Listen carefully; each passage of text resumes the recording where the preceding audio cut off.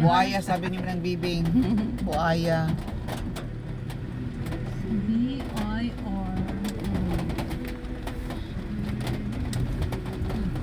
Isang ka ba nakatingin?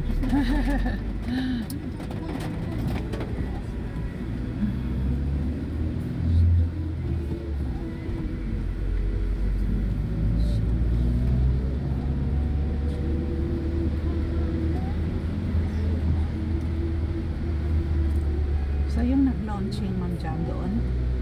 Hindi. Ay, ano po, nung Shangri-La. nag-open ako Oo. dyan. Tapos yung launching sa Shangri-La, Makati. Sa malapit okay. po sa SM. Mm-mm.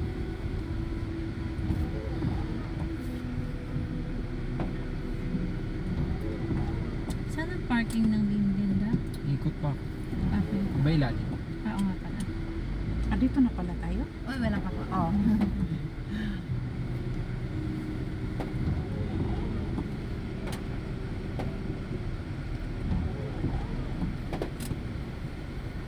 Mukhang wala ang pasok si Zibo. Oh, di swerte. Oh, Walang absent. Swerte si BBC. Pag walang pasok. Diba? Hindi magandang pasok ng may ulan, no? Sakit. Oo.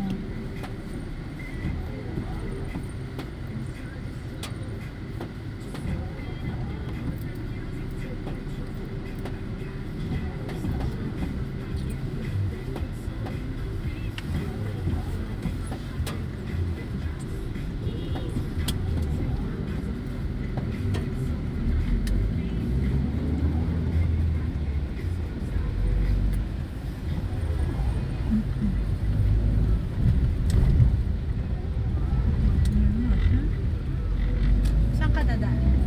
Pizza. Dito ka talaga, Ma'am Cha, maging director. Sana nga Sana nga po na makarating tayo sa Rayman Village. Yeah. Team leader, pwede na no? Kung makaabot ka ng before November 30. Mahirap na. Hindi na maabot. Si ano? Hindi wala. Oh, malaking himala. Pag may milyon. Mag-stack ng marami.